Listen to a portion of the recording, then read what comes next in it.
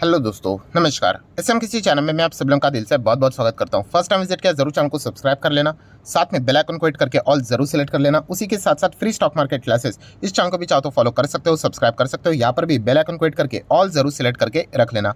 Channel का link ऊपर आई button पर नीचे डिस्क्रिप्शन में मिल जाएगा। एंड आज के दिन की बात करें तो जितने भी इंपॉर्टेंट वीडियोज है सबके लिंक नीचे डिस्क्रिप्शन में दिए हैं, चाहो तो उनको भी कवर कर सकते हो। तो चले दोस्तों, फिलहाल इस वीडियो को स्टार्ट कर लेते हैं। दोस्तों अभी हम लोग आ चुके हैं बिल्कुल हमारे नॉर्मल स्क्रीन के ऊपर। एंड दोस्तों आप सभी लोगों को पता ही है कि अगर आप इन्वेस्टमेंट करते हो तो दुनिया में क्या चीज़ें यहाँ पे चल रही है उसके ऊपर अच्छा खासा हम लोगों का फोकस यहाँ पे रहना चाहिए। एंड खास करके अगर हम लोग बात करें तो जो जियोपॉलिटिकली जो चीज़ें चलती है उसके ऊपर तो मतलब एकदम खास फोकस होना चाहिए, क्योंकि इसी से रिलेटेड हम लोग को शेयर मार्केट से रिलेटेड भी क्या चीज़ें हो सकती है उसका एक अच्छा खासा अनुमान मिल जाता है। सो दोस्तों ऐसी कुछ चीज़ें अभी हम लोग को यहाँ पे देखने को मिल रही है। एंड आप सभी लोगों को पता ही है कि हमारा जो पड़ोसी चाइना, उनके ओर से हम लोग को कुछ पॉइंट्स अभी देखने को यहाँ पे मिल रहे हैं। सो डेफिनेटली चाइना की अगर हम लोग बात करें, आज के दिन आप लोगों ने खबर तो यहाँ पे सुनी होगी कि China raise their defence budget for the 8th consecutive year. कितना इंक्रीमेंट किया है? 7.2% का, जो कि होता है लगभग $225 बिलियन के आसपास। मतलब अमेरिका के बाद चाइना का ही बजट, डिफेंस बजट हम लोग को हाईएस्ट लेवल का देखने को यहाँ पे मिल चुका है। अगर हम लोग यहाँ पे बात करें तो इसके पहले जो लास्ट टाइम था जो चाइना का डिफेंस बजट, वो 7.1% के आसपास हम लोग को ग्रो होते हुए देखने को मिला था। 1.45 ट्रिलियन युआन, जो कि अभी 1.56 ट्रिलियन युआन हो चुका है, जो कि 7.2% इंक्रीमेंट हम लोग को फिलहाल तो देखने को यहाँ पे मिल रहा है। डेफिनेटली ये सारी चीज़ें जो ड्राफ्ट आज के दिन, संडे के दिन जो रिलीज़ हुआ है मिनिस्ट्री ऑफ फाइनेंस की ओर से, उसके हिसाब से हम लोग को चीज़ें पता यहाँ पे चल रही है। सो एक बात तो यहाँ पे क्लियर कट है कि चाइना अपना डिफेंस का बजट मतलब पहले से भी बढ़ा रही थी एंड आगे भी आने वाले समय में लगातार बढ़ाती रहेगी, क्योंकि 2020 की बात करें 6.6% के इंक्रीमेंट था, देन 21 में 6.8%, एंड अभी की अगर हम लोग बात करें मतलब last time 7.1 and right now 7.2। सो इतना ज़बरदस्त मैसिव जंप चाइना का ये बजट, डिफेंस के बजट में देखने को मिल रहा है। मतलब इतना ज़्यादा वो डिफेंस के ऊपर खर्चा यहाँ पे करते ही जा रहे हैं। सो ये बात मतलब एज अ इंडियन हमारे लिए तो बिल्कुल भी अच्छी नहीं है, आप सभी लोगों को यहाँ पे पता ही है। पर सबसे मेन मुद्दे की बात, वाई चाइना ये कर क्यों रहा है, उसके पीछे का मेजर रीज़न क्या है, तो दोस्तों वही मैं आप लोगों के सामने यहाँ पे रखना चाहूँगा। एंड नो डाउट इसको हम लोग शेयर मार्केट के हिसाब से भी देखते हैं, क्योंकि उससे रिलेटेड भी हम लोग को बहुत सारे हिंट्स यहाँ पे मिल जाते हैं। सो मेजर चीज़ ये है दोस्तों कि चाइना को फिलहाल खतरा किससे है? इंडिया से ही है, राइट। कंपटीशन की अगर हम लोग यहाँ पे बात करें, हर लेवल के अगर हम लोग कंपटीशन की बात करें तो चाइना का ऑल्टरनेटिव अगर देखा गया, बहुत सारे देश ज़रूर देखे जाते हैं चाइना प्लस में, बट इंडिया का नाम भी हम लोग को उसमें सबसे ज़्यादा लेते हुए देखने को यहाँ पे मिल रहा है। एंड इसी के चलते अगर हम लोग बात भी करेंगे, जैसे मैंने आपको हाल ही में ये डेटा भी दिखाया था कि वर्ल्ड के टॉप इकोनॉमीज, उसमें अगर हम लोग चेक करते हैं तो इंडिया पहले हम लोग को बहुत नीचे देखने को मिलता था, अभी इंडिया रैपिडली ग्रो कर रहा है। एंड जिस प्रकार से ग्रो कर रहा है, जर्मनी, जापान, इसको भी इंडिया इजीली बीट करेगा। आने वाले 7 साल के भीतर हम लोग कह सकते हैं 2030 तक, चलो मैक्सिमम 30 तक, इंडिया हम लोगों को यहाँ पे जापान और जर्मनी दोनों को बीट करते हुए देखने को मिल सकता है। सो थर्ड पोजीशन पे कौन चला जाएगा? ऑब्वियसली हम लोग को इंडिया ही देखने को मिलेगा। एंड आपको पता ही है रेसिंग में क्या रहता है कि नंबर 1 को हमेशा डर रहता है नंबर 2 से या फिर नंबर 3 से। सो वैसे ही चाइना को डर क्या रहेगा? हमेशा जो उसके करीब यहाँ पे आ रहा है उसी से तो डर यहाँ पे रहेगा। एंड इसीलिए देखा गया इंडिया जिस प्रकार से आगे ग्रो कर रहा है, चाइना को सबसे ज़्यादा थ्रेट इंडिया से ही हम लोग को फिलहाल तो देखने को मिल रहा है।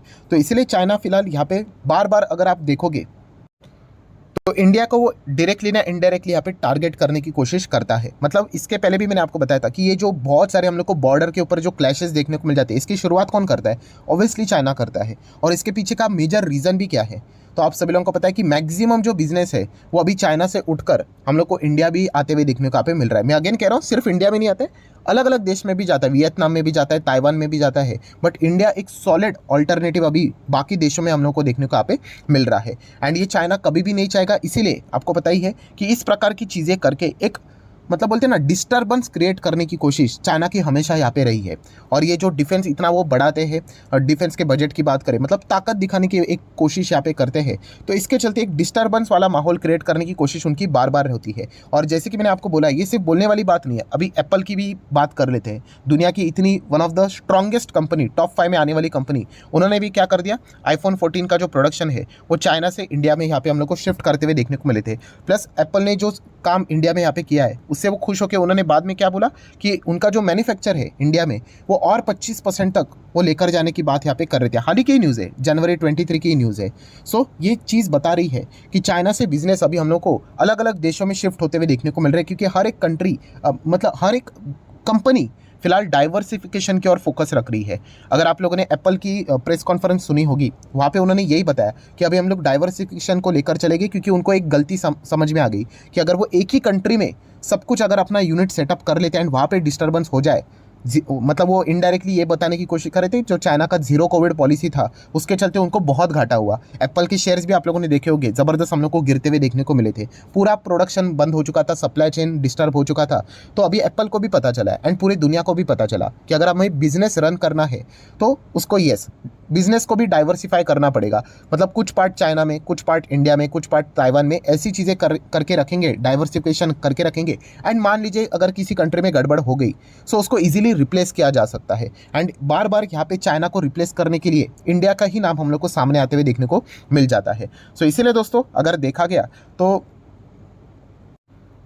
चाइना की हमेशा कोशिश रहेगी कि डिफेंस के चलते यहाँ पे मतलब इंडिया से रिलेटेड कैसे डिस्टर्बेंस यहाँ पे क्रिएट किया जाए, ताकि जो जितना इन्वेस्टमेंट इंडिया में यहाँ पे आ रहा है वो कम से कम हम लोग को मतलब उसको डैमेज करने की कोशिश यहाँ पे वो कर रहे हैं। एंड इसके चलते आप सभी लोगों को पता है कि इंडिया भी तो रिस्पॉन्स देने की कोशिश करेगा कि नहीं, ऑब्वियसली करेगा।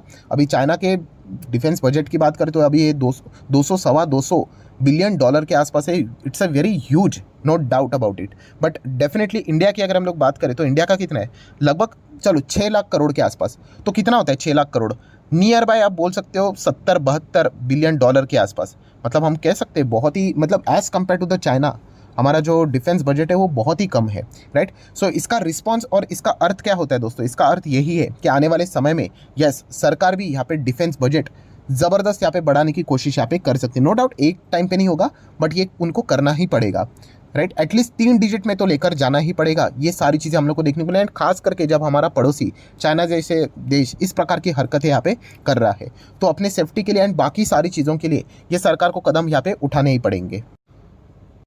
सो इन सभी चीज़ों को अगर हम लोग पढ़े तो इसका कंक्लूजन क्या निकल कर आता है, यस कंक्लूजन एक ही चीज़ निकल कर आता है कि आने वाले समय में इंडिया का भी अगर हम लोग बात करें डिफेंस का बजट आप लोगों को बढ़ते हुए देखने को यहाँ पे मिल सकता है। अभी बजट बढ़ना मतलब क्या कि डिफेंस से रिलेटेड जो खर्चा है, मतलब जो चीज़ें हैं, इक्विपमेंट आपको खरीदने पड़ेंगे, कैपेक्स करना पड़ेगा, और डिफेंस से रिलेटेड जो मशीनरी है, वेपन्स है, उसमें ज़्यादा पैसा लगाना पड़ेगा। एंड अगर फिलहाल देखा गया जो ये सरकार की पॉलिसी चल रही है वो आत्मनिर्भर भारत के ऊपर बहुत ज़्यादा फोकस दे रहे हैं, जो कि देना ही चाहिए, एटलीस्ट डिफेंस में तो देना ही चाहिए, राइट। तो इसकी शुरुआत उन्होंने यहाँ पे की है। सो डेफिनेटली आने वाले समय में डिफेंस बजट आपको इस सरकार के द्वारा और भी ज़्यादा अगर आप चाहो तो देख सकते हो बढ़ते हुए देखने को मिल सकता है। एंड उसी के साथ साथ खास करके इंडियन कंपनीज ही, डोमेस्टिक लेवल की कंपनीज को ही ज़्यादा से ज़्यादा मैक्सिमम ऑर्डर्स यहाँ पे मिल सकते हैं। सो आने वाला जो समय रहेगा ना दोस्तों डिफेंस सेक्टर के लिए ये बहुत ही ज़्यादा उम्दा यहाँ पे हो सकता है। एंड इसीलिए अभी अगर हम लोग बात करें तो कुछ डिफेंस स्टॉक्स की बात करेंगे। क्लियर कट डिस्क्लेमर है दोस्तों, मैं बार बार इसको ये बताना पड़ता है क्योंकि सिखाने के लिए एग्जाम्पल नहीं दूंगा तो कैसे चलेगा, राइट। वीडियो यहीं पे क्लोज कर दूंगा तो कोई मज़ा नहीं रहेगा। पर क्या हो जाता है कि जो ऐसे में स्टॉक आपको अभी स्टडी करने के लिए बताऊंगा ना कि इनको पढ़ो करके, तो कुछ लोग शॉर्टकट मार लेंगे, कल जाके खरीद लेंगे और 3 दिन के बाद चेक करेंगे कि कितने करोड़ बने। तो ऐसा इतना सिंपल नहीं होता है शेयर मार्केट, राइट। लंबी पारी खेलनी पड़ती है तभी जाके आपके पैसे यहाँ पे ग्रो होते हैं। पर एक बात तो क्लियर हमें पता यहाँ पे चल रही है कि चाइना बार बार यहाँ पे डिस्टर्बेंस क्रिएट करने की कोशिश करेगा। आने वाले समय में भी आप देख सकते हैं बॉर्डर लेवल के ऊपर आपको क्लैशेस देखने को मिलेंगे। ऐसा क्यों? क्योंकि जैसे मैंने कहा ना कि मान लीजिए कि हमारा ही बिजनेस है, किसका बिजनेस, चलो SMKC, हम क्या काम करते हैं, हम लोग यहाँ पे स्मार्टफोन्स ही बनाते हैं। अगर मुझे किसी कंट्री में जाना है तो मैं डेफिनेटली ना मैं देखूंगा उस कंट्री में कोई डिस्टर्बेंस नहीं होना चाहिए। तो ये चाइना बार बार ये कोशिश करता है कि अगर आप इंडिया में आओगे हम इंडिया के ऊपर अटैक करेंगे तो एक डिस्टर्बेंस क्रिएट हो जाएगा, आपका इन्वेस्टमेंट डूब जाएगा। इसलिए वो बार बार हरकतें उनकी चलती रहती है। सो इंडिया को भी जवाब देना पड़ेगा। तो एटलीस्ट उन्होंने जिस प्रकार से डिफेंस बजट बढ़ाकर डराने की कोशिश की है, ऑब्वियसली इंडिया को भी क्या करना पड़ेगा, आने वाले समय में डिफेंस बजट में इजाफा यहाँ पे करना ही पड़ेगा। एंड जो इजाफा वो यहाँ पे करेंगे तो मैक्सिमम जो कॉन्ट्रैक्ट्स है वो हमारे स्वदेशी कंपनीज को मिलेंगे। एंड इसी के चलते आप इंडियन कंपनीज, डिफेंस कंपनीज को अपने रडार के ऊपर जरूर रख सकते हैं एंड जितना हो सके लंबी अवधि के लिए रडार के ऊपर रख सकते हो। हाँ, इसमें रिस्क वाला फैक्टर कौन सा है, शेयर मार्केट के हिसाब से बात करें तो डिफेंस में मैक्सिमम कंपनियां आपको सरकारी कंपनियां मिलेगी। एंड सरकारी कंपनीज के पॉलिसी अगर हम लोग बात करें, कभी कभी मतलब 19-20 हम लोग को होते हुए देखने को यहाँ पे मिल जाते हैं। IRCTC आप लोगों ने देखा होगा, HAL भी देखा होगा। HAL में क्यों बोल रहा हूँ, क्योंकि उन्होंने बीच में स्प्लिट अनाउंस किया, बाद में उन्होंने विड्रॉ कर लिया। तो इस प्रकार की चीज़ें देखने को मिल जाती है, तो आपने वो सावधानी बरतनी चाहिए। तो चलिए अभी स्टॉक्स देख लेते हैं फटाफट। तो पहला तो HAL, ये तो रडार के ऊपर रहना चाहिए। इसके पहले भी मैंने आप लोगों को बताया था कि आप इसको जरूर स्टडी करना। इंडिया में ऐसी कोई दूसरी कंपनी है ही नहीं, प्योर मोनोपोली, एयरक्राफ्ट बनाती है, फाइटर जेट बनाती है। एंड अगर इनको एक्सपोर्ट से रिलेटेड कोई ऑर्डर मिला तो बस बात करने की कोई ज़रूरत ही नहीं, सीधा रॉकेट बन जाएगा। तो चाहो तो इसको स्टडी कर सकते हो। Then solar industries must stock है, इसको भी स्टडी कर लेना, ज़बरदस्त कंपनी है ये भी। माइनिंग में भी इनका काम है, एक्सप्लोजिव, बेसिकली एक्सप्लोजिव में ये कंपनी काम करती है, ड्रोन्स में भी काम करती है, ज़रूर इसको स्टडी कर लेना। देन BDL आप चाहो तो इसको भी स्टडी कर सकते हो। अगेन कह रहा हूँ ये रिकमेंडेशंस नहीं है, स्टडी करने के लिए कौन से स्टॉक रडार के ऊपर रखनी चाहिए वो मैं बता रहा हूँ। देन आप चाहो तो एक्स्ट्रा माइक्रो वे, इसको भी आप चाहो तो फोकस में यहाँ पे रख सकते हो। देन पारस की अगर बात करें, पारस डिफेंस एंड स्पेस टेक्नोलॉजीज, ये भी चाहो तो आप अपने रडार के ऊपर रख सकते हो। ये बहुत सारे लोगों के पोर्टफोलियो में रहेगा, क्योंकि ये IPO वाला टाइम था ना, तब रॉकेट की तरह भाग रहे थे और इसीलिए लोगों ने ब्लाइंडली खरीद लिया। तेजी देखकर जो खरीदता है ना वो हमेशा अटक जाता है, जिसको बिजनेस कुछ नहीं पता है, समझ रहे हो ना, वो फ्रस्ट्रेट हो जाता है। सो पारस को भी आप चाहो तो रडार के ऊपर रख सकते हो। देन कोचिन शिपयार्ड चाहो तो रडार के ऊपर इसको भी रख लेना। माझगांव डॉक की बात करें, ये सब सरकारी कंपनीज है, राइट। अभी इसमें सरकार क्या डिसीजन लेगी, कभी OFS लेकर आ गई तो वो तो हमारे कंट्रोल में नहीं है, ये एक रिस्क हमेशा रहता है, इसलिए मतलब बहुत सारे लोग सरकारी कंपनीज में निवेश करने के लिए भी कतराते हैं। नेक्स्ट बात करेंगे तो एमटार टेक जैसी कंपनी को भी आप अपने रडार के ऊपर रख सकते हो, प्राइवेट कंपनी है। भारत फोर्ज एक बहुत ही डिसेंट कंपनी है, आप चाहो तो इसको भी ज़रूर फोकस में रख सकते हो, बहुत बड़े ग्रुप से बिलोंग करती है। L&T भी, ये तो पूरी इंडस्ट्री है, कौन से सेक्टर में L&T नहीं है यही मुझे पता नहीं, हर सेक्टर में आपको देखने को मिलेगा, बहुत ही उम्दा कंपनी है। देन अशोक लेलैंड जैसी कंपनी, इनका भी योगदान, व्हीकल्स वाली कंपनी तो ऑब्वियसली डिफेंस को गाड़ियाँ जो प्रोवाइड करती है, आपने देखा होगा मिलिट्री को, वो अशोक लेलैंड प्रोवाइड करती है, प्लस टाटा भी प्रोवाइड करती है, तो टाटा मोटर है, महिंद्रा भी अपनी गाड़ियाँ प्रोवाइड करती है। तो ये ज़रूर आप चाहो तो इन कंपनीज़ को भी फोकस में यहाँ पे रख सकते हो। देन जेनटेक जैसी कंपनी ड्रोन में काम करती है, चाहो तो इनको भी आप स्टडी कर सकते हो, बहुत अच्छी तरीके से। 200 के नीचे था, अभी आप देख सकते हो 272 कैसे फटाफट यहाँ पे भागा है। अगेन कह रहा हूँ अभी 272 हो गया, ब्रांडी जाके खरीद रहा है, ऐसा नहीं करना है।